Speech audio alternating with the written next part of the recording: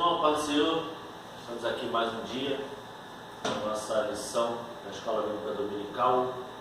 Junto aqui, sou o evangelista Felipe, junto com a gente, o evangelista Celso. Amém. Estamos aqui para falar da lição de número 8, que tem o seu título, o seu tema, Apresentando ao Senhor Nossos Questionamentos.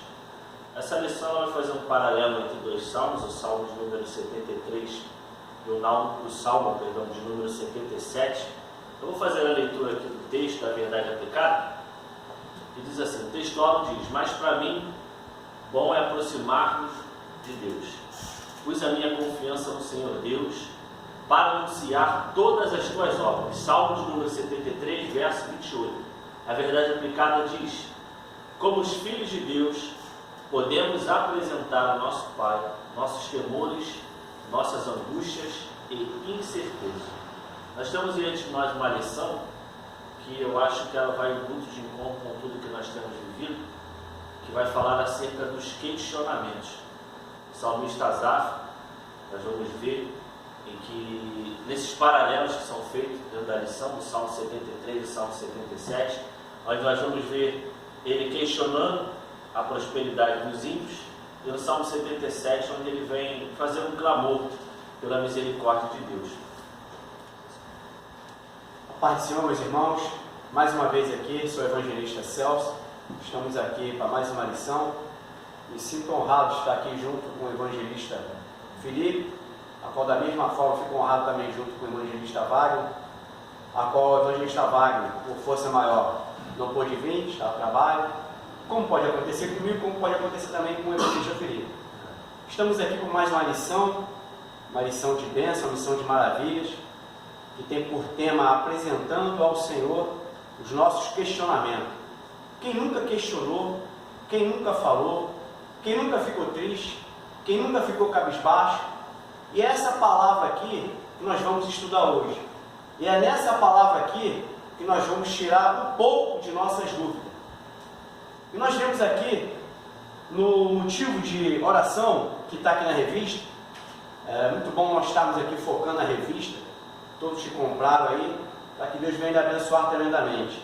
E no motivo de oração ela vai dizendo assim, ore para que Deus fortaleça os cansados e cure a ferida das almas. Quando nós vemos esse motivo de oração, nos faz lembrar no livro de Mateus, capítulo 11, verso 30, evangelista Felipe. Aí Jesus vai dizer assim, porque o meu jugo é suave, o meu fardo é leve. Jesus quer sempre nos dar as bênçãos da parte dele. E a mesma coisa que Asaf queria transmitir nesses dois salmos, de número 73 e de número 77.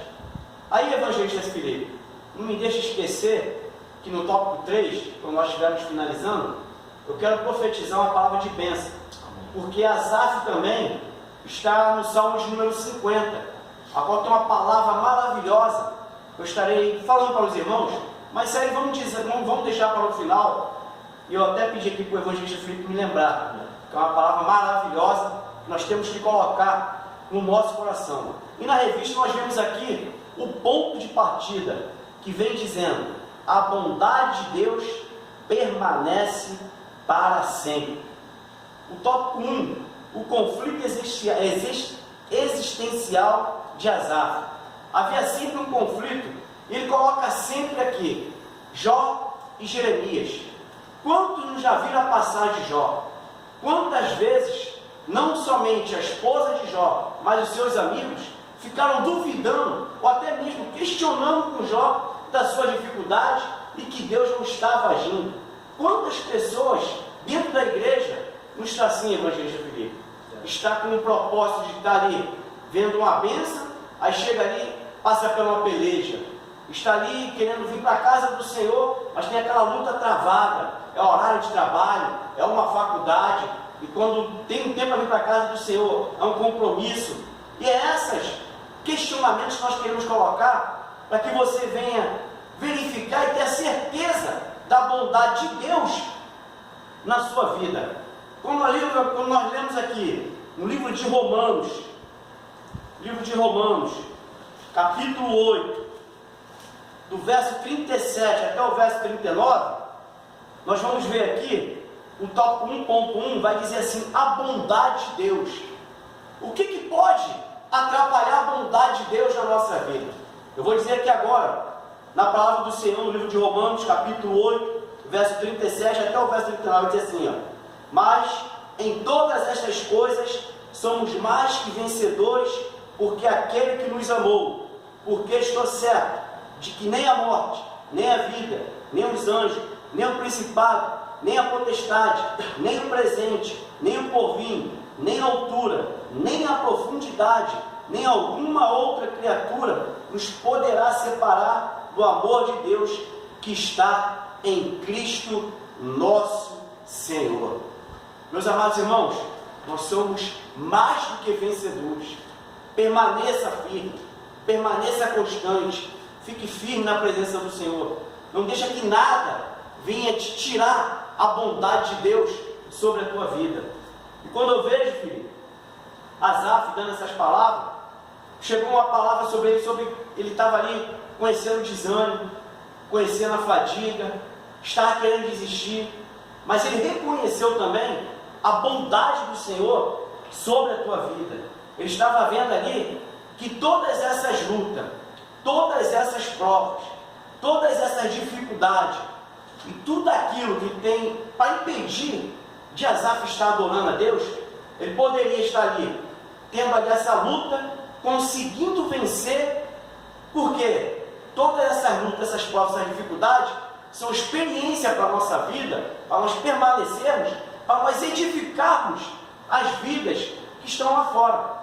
Já imaginou, Evangelista Felipe? O senhor fica cabisbaixo, triste, sai da presença do Senhor. Como é que você vai dar um bom testemunho? Como é que você vai mostrar para a Larinha, sua filha? Como é que você vai mostrar para os jovens?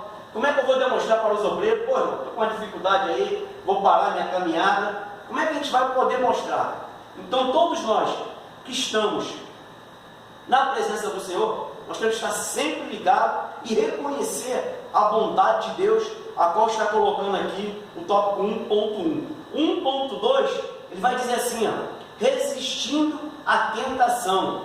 E olha só que Asaf diz no Salmo 73, verso 2: quanto a mim, os meus pés quase se desviaram. Ele reconheceu que a dificuldade era ele mesmo. Asaf estava vendo que o descuido era dele e não de Deus. Ele reconheceu a bondade do Senhor. O que estava acontecendo? Ele estava esquecendo da bondade do Senhor.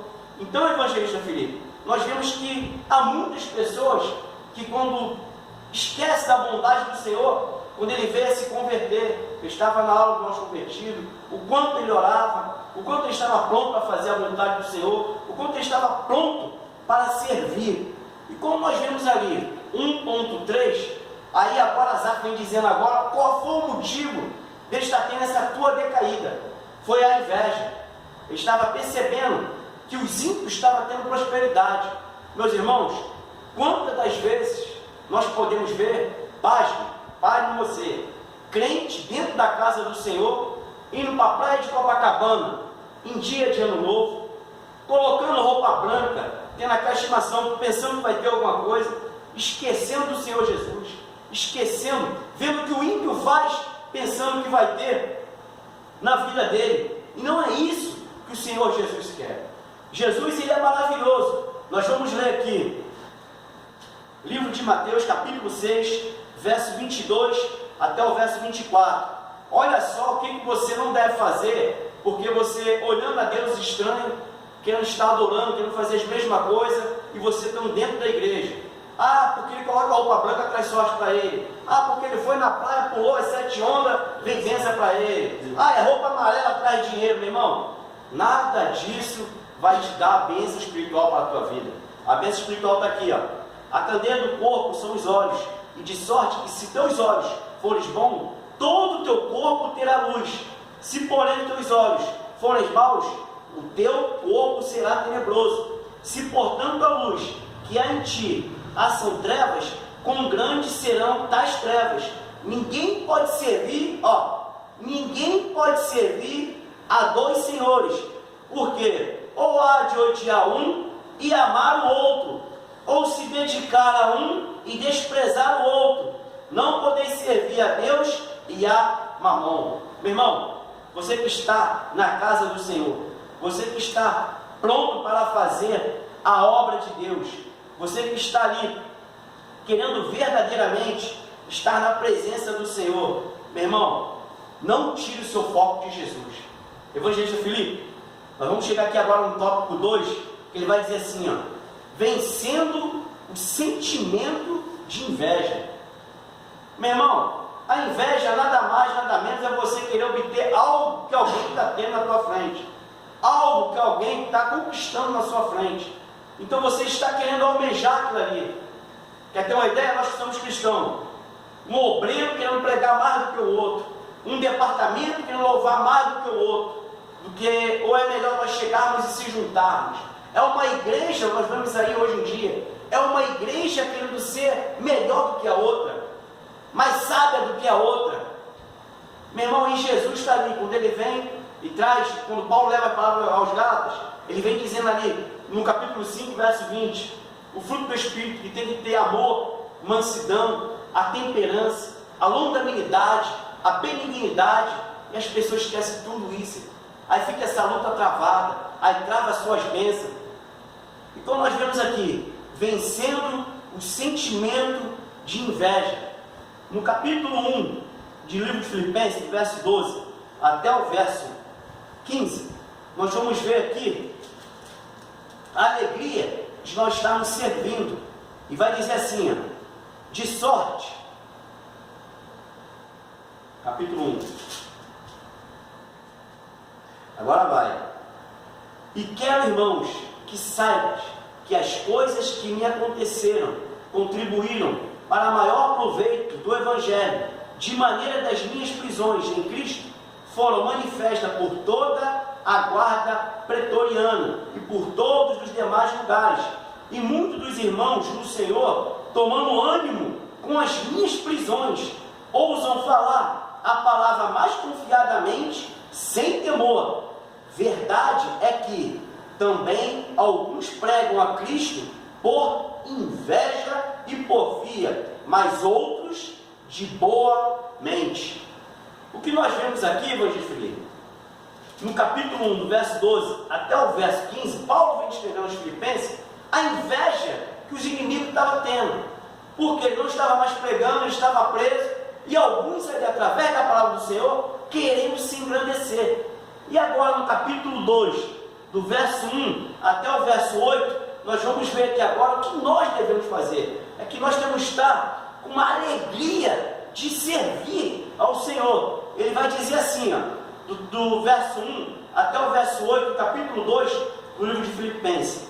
Portanto, se algum conforto em Cristo, se alguma consolação de amor, e se alguma comunhão em espírito, se alguma entranhaveis, afeto e compaixão, completai meu gozo, porque sintais os mesmos, tendo o mesmo amor, o mesmo ânimo, sentindo uma mesma coisa, nada façais por contenda ou por vanglória, mas por humildade, cada um considere os outros superiores a si mesmo, não atente cada um para o que propriamente seu, mas cada qual também para o que dos outros, de sorte que haja em vós o mesmo sentimento que houve também em Cristo Jesus, que, sendo em forma de Deus, não teve por usurpação ser igual a Deus, mas aniquilou-se a si mesmo, tomando em forma de servo, fazendo-se semelhante aos homens. Evangelista Felipe, quando nós vemos essa palavra aqui, nós temos cada vez mais que a nossa humildade, conforme eu, conforme você, ou até mesmo o nosso pastor, nós vemos o jeito humilde que o nosso pastor está conduzindo a nossa igreja. E quando nós vemos o Senhor Jesus, desde a época que ele se abaixou e foi com uma bacia d'água para limpar os pés dos seus discípulos, vem dizer ali que ele quer ser servo, ele veio para servir. E como nós vemos também, aquele centurião, quando ele avistou Jesus, Evangelista Felipe, ele poderia ter uma ordem e falar: Jesus, pare, Jesus, fique aí, Jesus, me aguarde. Não, ele deixou o mestre se aproximar, e quando ele conversou com o mestre, falou: ó, meu servo, está enfermo, o meu soldado está enfermo. Ao centurião falando com Jesus, Jesus fala: faça o seguinte, leve até a sua casa. O centurião chega para ele e fala: mestre, basta uma palavra do Senhor e o meu servo será curado. Meu irmão, Jesus ficou ali impactado com essa humildade, porque o centurião era autoridade. E todos nós devemos fazer essas coisas, ser humilde, evangelista. Nós estamos aí, conforme o tópico 2, vencendo esse sentimento de inveja. Deixar essas coisas para o lado. Nós temos que conquistar cada vez mais e sermos humildes. E Asaf colocou essa palavra. Asaf estava demonstrando isso. O que ele fez? Colocou toda a bondade do Senhor. Estava ali, sendo ali um líder da parte levítica, da parte de Deus.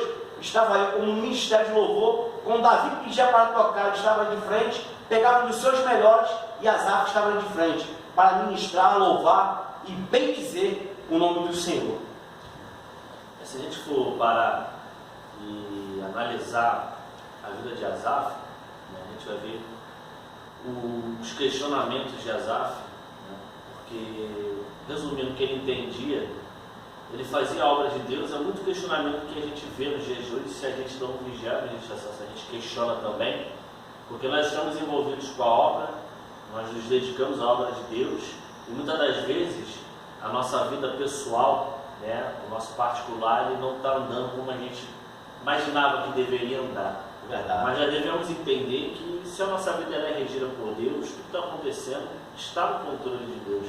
Então Asaf, ele chegou num momento da sua vida, a gente vê isso no Salmo 73, onde ele vem questionar, como a lição vai dizer, apresentando o Senhor nossos questionamentos. Asaf, ele mesmo reconhece a forma que ele diz isso ao Senhor. Tanto que ele vai clamar, a gente vê isso no Salmo 77. Mas a gente vai ver que Asaf, em algum momento do seu questionamento, como o evangelista Celso citou aqui, às vezes a gente esquece da bondade de Deus, né, e vai citar que a bondade de Deus ela é um atributo de Deus. Ou seja, Deus ele é bondoso, é um atributo de Deus. Ele não vai se fazer bondoso comigo, não vai se fazer bondoso contigo. Deus ele é bondoso, a bondade de Deus é um atributo de Deus. Então, por mais que a situação que a gente viva, por isso que eu disse lá no começo da aula que essa lição ela vem muito ao encontro que a gente está vivendo. Verdade. Por mais que a situação que a gente esteja passando nos faça questionar, e por mais que a nossa vida hoje, por mais que as coisas na nossa vida, na nossa caminhada hoje não estejam aparentemente boas, né, para a igreja, para a minha família, para a nossa vida pessoal, enfim, qualquer área da nossa vida, nós devemos entender que a bondade de Deus ela não vai mudar, ela é imutável. Deus ele é bondoso, isso é um atributo de Deus. Então, quando a gente chega aqui, no que para nós é o tópico 3 da lição, a gente vai ver agora uma mudança de cenário. Asaf questionou, você citou da inveja, né? Então a gente vê que Asaf ele olhou para os ímpios, olhou a prosperidade para os ímpios. Quem nunca, em um momento da sua vida, olhou para o ímpio, vendo ele conquistar e fala: poxa, eu faço a obra, poxa, eu me dedico à obra, poxa, eu sou servo de Deus. Quem nunca no momento? Eu acredito que todo mundo já passou por isso. Todo mundo teve um momento em que na sua vida olhou e por mais que não quisesse aquilo, aquele sentimento começou a ser gerado. A diferença é nós permitimos isso nos corromper as nossas vidas. Não devemos deixar esse sentimento corromper a nossa vida. Então a gente vai ver a mudança de cenário. Quando Asaf ele questiona, quando Asaf ele questiona a Deus, ele apresenta a Deus sua angústia, sua dor. Mas aí no tópico 3, o autor ele coloca aqui, né, a questão de Asaf clamando em meio à angústia. E eu gosto muito sempre de frisar sobre isso, sempre que se fala a respeito da palavra de Deus, que o diferencial está nisso aqui, na questão de clamar a Deus. Quando você direciona somente a Deus, quando você busca somente a Deus, ou seja, estava questionando, está olhando para a situação atual, está olhando para o cenário atual, está sendo tomado pelo questionamento, está questionando, está muitas das vezes até murmurando, está invejando, enfim, está sendo envolvido por esses sentimentos, mas nunca deixar de clamar a Deus, porque esses sentimentos a gente vai entender que vão ser tudo uma sutileza do inimigo para nos afastar da presença de Deus, que o que ele quer é nos afastar da presença de Deus. Então de qualquer forma ele vai tentar nos afastar da presença de Deus, e quando permitimos estes sentimentos de angústia tomar conta de nós, a gente perde força para orar, pede força para ler a Bíblia, pede força para vir para a igreja, pede força para fazer a obra. Esse é um exemplo que você chegar e falar, pô, não quero mais fazer isso, não dá mais para mim, pastor, bota outro no meu lugar aqui com os obreiros que não tem condição. É eu chegar para o pastor e falar, pastor, não dá para mim continuar com os jovens, não tem condição. A angústia, ela toma conta da pessoa. Então, o diferencial dentro de tudo isso está nessa atitude que nós vamos ver daqui para frente, que é clamando em meio à angústia. Muitos têm clamado dentro da angústia e procurado forças em si mesmo, procurado força nos seus recursos. A gente está vendo o cenário mundial que a gente está passando e vamos ver que muitos têm clamado forças para os seus próprios recursos, para as suas próprias forças, para os seus próprios argumentos e por aí vai. Mas dentro desse cenário nada disso está adiantando. Dentro de uma angústia como tem vivido o mundo, como o planeta tem passado, a única força que nós vamos ter nesse momento é clamando ao Senhor, que tem uma força que vem do alto. Nós vamos ver que ele vai colocar 3 pontos no tópico. Ele coloca como grito do aflito, os sintomas da aflição e restabelecendo a fé. No tópico 3.1 eu gostei que ele citou, e ele diz assim: a angústia pode atingir qualquer ser humano. Ninguém está livre e imune às dores das almas. Muitos pensam que o mais fraco fica angustiado. Muitos pensam, não, o irmão mais fraco, eu sou mais fraco, eu não prego, eu não canto, eu não faço a obra, eu não sou envolvido, então a tendência é me angustiar. Não, todos estão vulneráveis a esse sentimento. Todos estão vulneráveis a algum momento da sua vida serem tomados por essa angústia.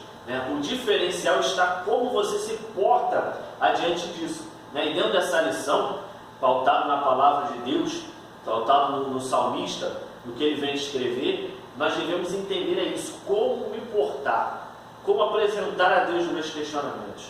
Você vai ver muito pregador dizendo, não diz para Deus por quê, diz para quê. Na verdade isso não vai fazer muito sentido. Jó foi um que questionou muito a Deus. Jó ele disse por quê para Deus.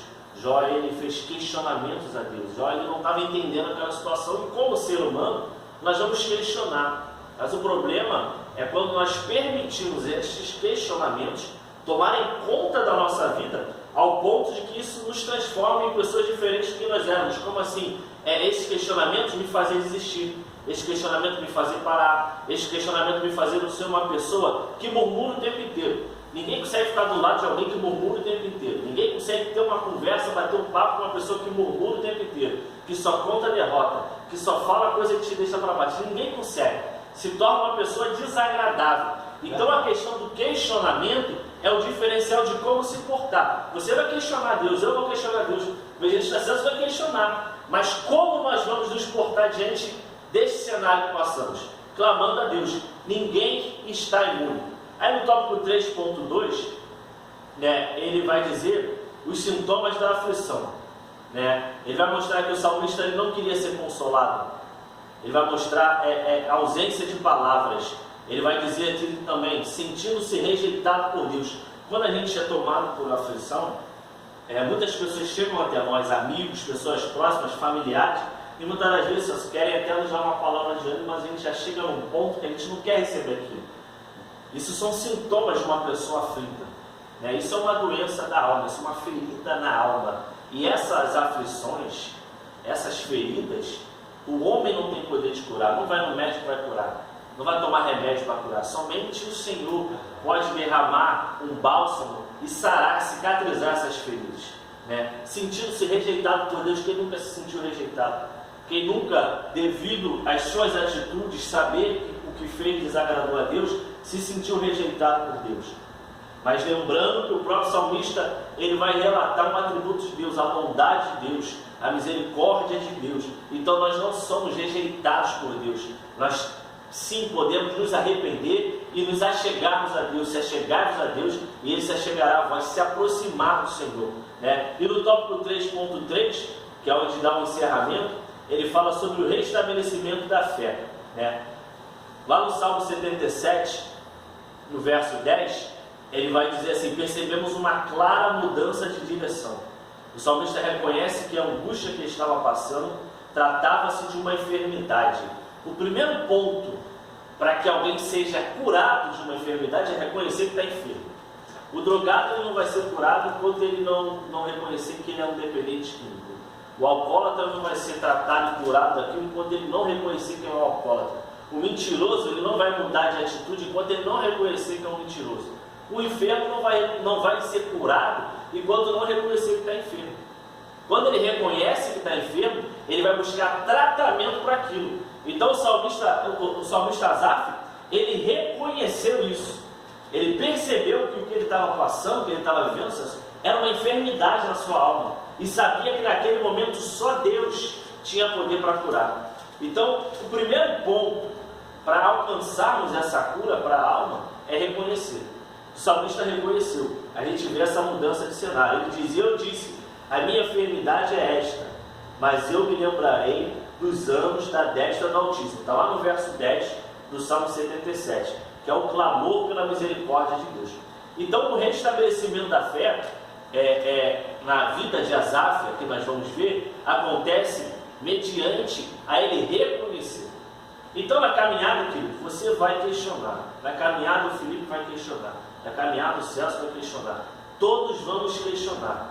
Mas esse questionamento não pode ser transformado e gerado uma enfermidade em nós. Apresente a Deus. Pergunta para Deus. Tem gente que acha que não pode. Pergunta para Deus. Fala: Deus, por que disso na minha vida?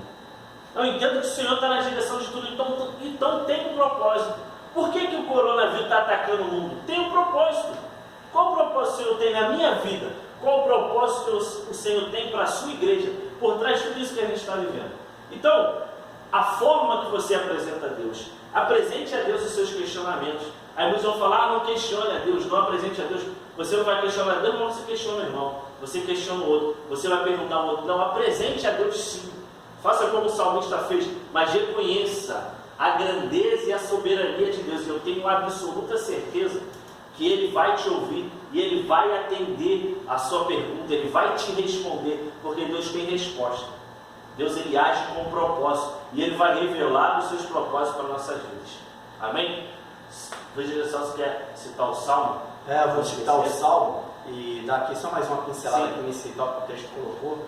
Poxa, bem colocado, porque há aquelas pessoas que, além de ela estar para baixo, querem te colocar junto, né? Aí me fez lembrar aqui aquela palavra de livro de Isaías 41, verso 6, que diz assim: ó, um ao outro ajudou, e ao seu companheiro disse: esforça-te. Meu irmão, se você tem um amigo, se você tem um irmão dentro da igreja, estou falando isso no âmbito da igreja, aquele que chega, se você está triste, ele vai lá e te coloca mais triste ainda. Mas não, você tem que achar um irmão que te coloca para cima. A gente tem que colocar um irmão que te coloca para frente. Ele tem que colocar um irmão que erga a sua cabeça.